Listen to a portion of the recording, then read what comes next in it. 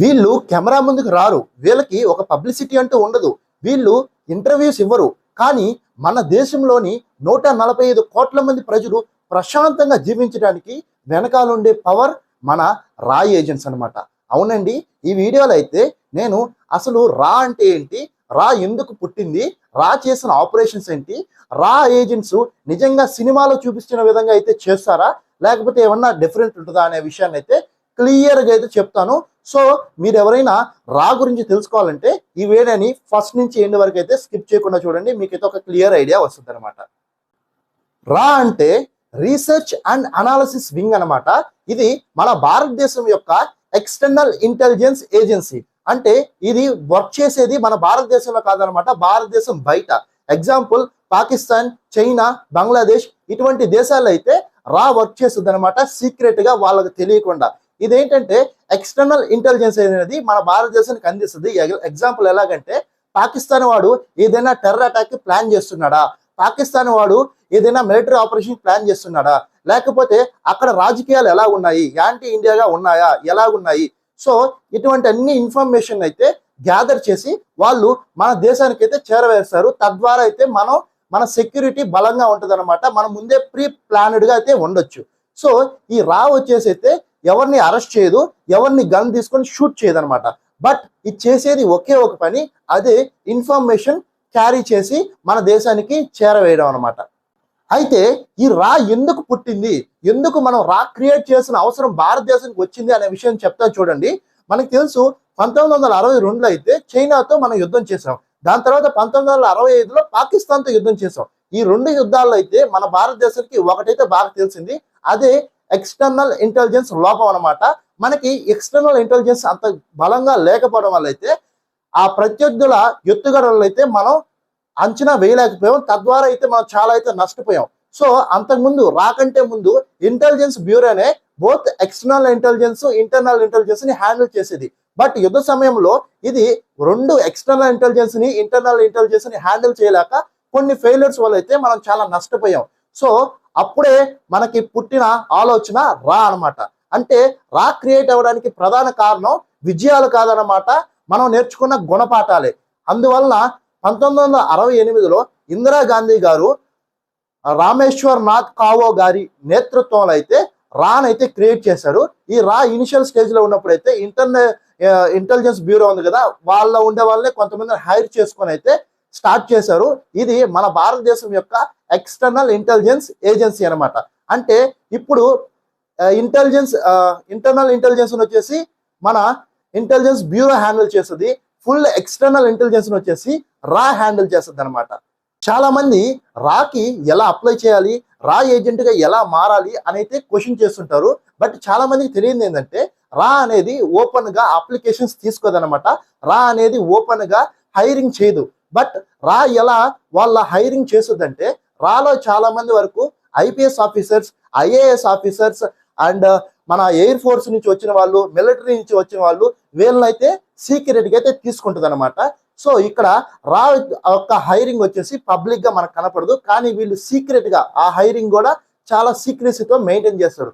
ఎలాగంటే ఎగ్జాంపుల్ మీ ఫ్రెండ్ రా ఏజెంట్ అయినా కానీ మీరు వాడితో 4-5 years ట్రావెల్ చేసినా కానీ వాడు రా ఏజెంట్ అనే అనుమానం కూడా మీకు రాదనమాట, అంత సీక్రెట్ గా అతను వర్క్ చేస్తుంటాడు.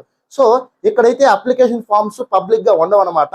రా ఒక్కసారి మిమ్మల్ని రాలో చేర్చుకోవాలనుకుంటే రాయే ఒక సిచ్యువేషన్ క్రియేట్ చేస్తుంది, మిమ్మల్ని అప్లై చేసే విధంగా చేస్తుంది అనమాట.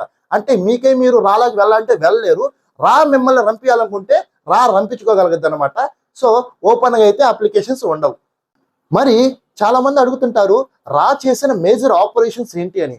రా నిజంగా చాలా పెద్ద పెద్ద ఆపరేషన్స్ చేసినా కానీ బయట పెట్టదనమాట. ఎందుకంటే రా పబ్లిక్ గా బయట పెడితే అది రాకే ప్రమాదం. ఒక్క రా ఏజెంట్ నోరు మెదిపితే 100 మంది ప్రాణాలు పోతాయన్నమాట. అందుకని మన దేశంలో చాలా ఆపరేషన్స్ రా చేస్తున్నా బయట పెట్టదు, కానీ కొన్ని ఆపరేషన్స్ అయితే బయటకు తెలిసాయి. అదే బంగ్లాదేశ్ క్రియేషన్ అనమాట.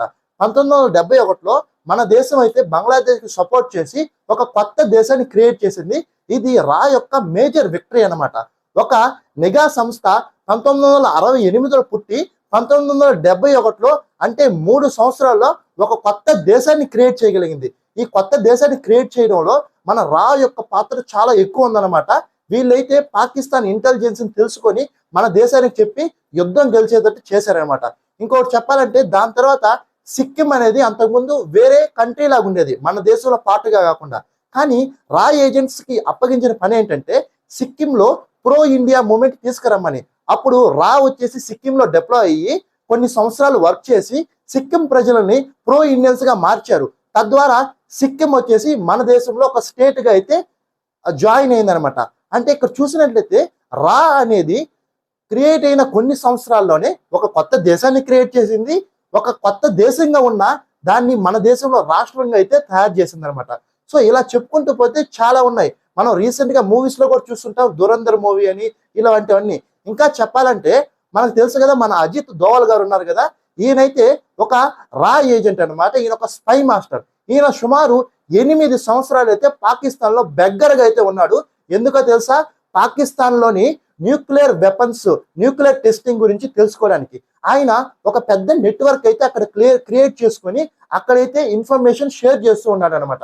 ఒకసారి అయితే అక్కడ న్యూక్లియర్ టెస్టులు జరుగుతున్నాయి అనే విషయాన్ని సింపుల్ హెయిర్ శాంపుల్స్ ద్వారా అయితే కనిపెట్టి భారతదేశానికి పంపించారు. కానీ మన దురదృష్టం ఏంటంటే అప్పుడే ఇందిరాగాంధీ ప్రధానమంత్రిత్వం నుంచి దిగిపోయి మొరార్జీ దేశాయ్ గారు అయితే వచ్చారనమాట. ఈ మొరార్జీ దేశాయ్ గారికి రా అంటే నచ్చకదో నాకు తెలియదు, కానీ ఈయన ఏంటంటే రాకి రావాల్సిన 30% ఫండ్స్ అయితే తగ్గించేశాడు. రాకైతే సపోర్ట్ చేయలేదన్నమాట. అప్పుడు నిజంగా మన దేశానికి ఇందిరాగాంధీ ప్రైమ్ మినిస్టర్ గా ఉంటే ఆమె కనుక రాని స్టార్ట్ చేసింది కాబట్టి ఆమె అయితే రాకి సపోర్ట్ చేసి ఆ న్యూక్లియర్ వెపన్స్ మీద అటాక్ చేసి పాకిస్తాన్ ని న్యూక్లియర్ పవర్ గా మార్చేది కాదు. కానీ మన దురదృష్టం వల్ల మొరార్జీ దేశాయ్ వచ్చాడు, రాక సపోర్ట్ లేకుండా పోయింది. తద్వారా అయితే మనం ఆ న్యూక్లియర్ వెపన్స్ మీద అటాక్ చేయలేకపోయాం. ఇప్పుడు అది మన నెత్తినే కూర్చుందనమాట. ఇప్పుడు పాకిస్తాన్తో మనం ఏదైనా యుద్ధం చేయాలంటే వాళ్ళు వాడే మొదటి మాట వచ్చేసి మా దగ్గర న్యూక్లియర్ వెపన్స్ ఉన్నాయి, మేము మిమ్మల్ని కొడతాం అని అయితే వాడుతున్నారు. సో ఈ చిన్న తప్పు వల్ల అయితే మనం చాలా కోల్పోయాం.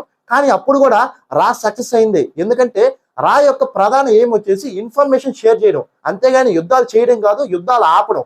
అక్కడ కూడా రా సక్సెస్ చూసింది. కానీ మన ప్రభుత్వం ఫెయిల్యూర్ వల్ల అయితే మనం ఫెయిల్ అయ్యాం. చాలా మందిలో ఉన్న మిత్ ఏంటంటే రా వచ్చేసి రూలింగ్ పార్టీ కోసం పనిచేస్తుంది అనేది అనమాట. సో ఇదైతే 100% అబద్ధం అనమాట. రా వచ్చేసి ఏ బీజేపీ కోసమో కాంగ్రెస్ కోసం వర్క్ చేయదనమాట. రా పని దేశాన్ని కాపాడడం, రా పని దేశానికి ఇంటెలిజెన్స్ ఇవ్వడం అనమాట. మన దేశంలో రా ఉన్నట్టే అమెరికాలో సిఐఏ, ఇజ్రాయెల్లో మొసాద్, రష్యాలో అయితే ఎస్విఆర్, పాకిస్తాన్లో అయితే ఐఎస్ఐ, ఇలాగా ప్రతి దేశానికి వాళ్ళ యొక్క ఎక్స్టర్నల్ ఇంటెలిజెన్స్ ఏజెన్సీ ఉన్నాయి. వాటికైతే ప్రజలతో పాలిటిక్స్ అయితే సంబంధం లేదన్నమాట. అవి దేశం కోసం అయితే వర్క్ చేస్తాయి. ఈ విధంగా మనం చూసినట్లయితే మన రా వచ్చేసి మన దేశం కోసం వర్క్ చేస్తుంది. ఇంకా చెప్పుకున్నట్లయితే మనకి సినిమాలో చూపిస్తారు కదా రా ఏజెంట్స్ ఎలా ఉంటారో, కానీ సినిమాలో చూపించే వాటికి రియల్ లైఫ్ రా ఏజెంట్స్ అయితే చాలా వ్యత్యాసం అయితే ఉంటుంది అనమాట. రియల్ లైఫ్ లో రా ఏజెంట్స్ ఎలా ఉంటారంటే నార్మల్ ప్రజల్లాగే ఉంటారు. వాళ్ళు వచ్చేసి ఏదో గన్లు పట్టుకొని తిరగడం, షూట్ చేయడం, లేకపోతే అరెస్ట్ చేయడం, లేకపోతే పారిపోవడం ఇలాంటి ఎక్కువ చేయరు అనమాట. వాళ్ళు సీక్రెట్ గా ఒక ప్లేస్ లో ఉండి అక్కడ ఒక నెట్వర్క్ బిల్డ్ చేసుకుంటారు. వాళ్ళు సీక్రెట్ గా ఒక బెగ్గర్ లాగా ఉంటారు, ఒక కాఫీ షాప్ లో వర్కర్ లాగా ఉంటాడు, ఒక సాఫ్ట్వేర్ ఇంజనీర్ లాగా ఉంటాడు, ఒక డాక్టర్ లాగా ఉంటాడు. ఈ విధంగా అన్ని ఫీల్డ్స్ లో అయితే డిస్ట్రిబ్యూట్ అయ్యి సీక్రెసీగా మెయింటైన్ చేసి వాళ్ళ వర్క్స్ అయితే చేస్తుంటారు అనమాట. ఇప్పుడు మన దేశంలో మనం అందరం ప్రశాంతంగా ఉంటున్నామంటే దానికి ప్రధానమైన కారణం రా ఏజెంట్స్ అనమాట. కానీ మీకు ఈ విషయం తెలుసా?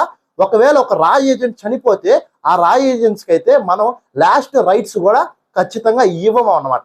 ఎందుకంటే మనకు తెలుసు కదా, ఇప్పుడు ఒక మిలిటరీ పర్సన్ చనిపోయాడు అనుకోండి, వాళ్ళ లాస్ట్ రైట్స్ కోసం అయితే మిలిటరీలోంచి చాలా మంది వచ్చి ఎక్కడైతే వాళ్ళకి మంచిగా ఇచ్చేస్తారనమాట. అంటే ఒక మంచి పొజిషన్ ఇచ్చి రెస్పెక్ట్ గా అయితే వాళ్ళని పంపిస్తారు. కానీ ఒక రా ఏజెంట్ చనిపోతే ఇంకొక రా ఏజెంట్ వచ్చేసి వీడు మా వాడే కాదనేస్తాడనమాట. అంటే అసలు రా ఏజెంట్స్ కి ఒక గౌరవం కూడా ఉండదు. ఎందుకంటే ఒక రా ఏజెంట్ చనిపోయిన తర్వాత వాడు రా ఏజెంట్ అని బయటికి తెలిస్తే దాని తర్వాత వాడు బిల్డ్ చేసే నెట్వర్క్ లో ఉండే ప్రజలందరికీ ప్రమాదం అనమాట. తద్వారా మన రా ఏజెన్సీయే కొలాప్స్ అవ్వడానికి ఛాన్సెస్ ఉన్నాయి. సో ఇక్కడ రా అనేది ఎప్పుడు ఒక దాన్ని ఎక్స్పెక్ట్ చేయదనమాట. మనం దేశం కోసం పనిచేస్తున్నాం కదా, మనకు ఒక గుర్తింపు రావట్లేదు అనే విషయాన్ని రా మనసులోంచి తీసేస్తుంది. నాకు గుర్తింపు అవసరం లేదు, నేను నా దేశం కోసమే పనిచేస్తాను, నేను ప్రాణాలు ఇస్తే దేశం కోసం ప్రాణాలు ఇస్తాను అనే మైండ్ సెట్ తో ప్రతి ఒక్క రా ఏజెంట్ ఉంటాడనమాట. అటువంటి రా ఏజెంట్స్ అందరికీ నా సెల్యూట్ అనమాట. ఈ వీడియో నచ్చినట్లయితే మన ఛానల్ సబ్స్క్రైబ్ చేసుకోండి. రీసెంట్గా అయితే స్టార్ట్ చేసాం కొత్త ఛానల్ అనమాట. నేను ఇంకేమన్నా తప్పులు ఏమైనా మాట్లాడి ఉంటే, ఏమన్నా మిస్ చేసి ఉంటే కామెంట్ బాక్స్లో మెన్షన్ చేయండి. ఖచ్చితంగా అయితే నేను నేర్చుకుంటాను. ఈ వీడియోకి అయితే లైక్ చేయండి. And thank you. జై హింద్.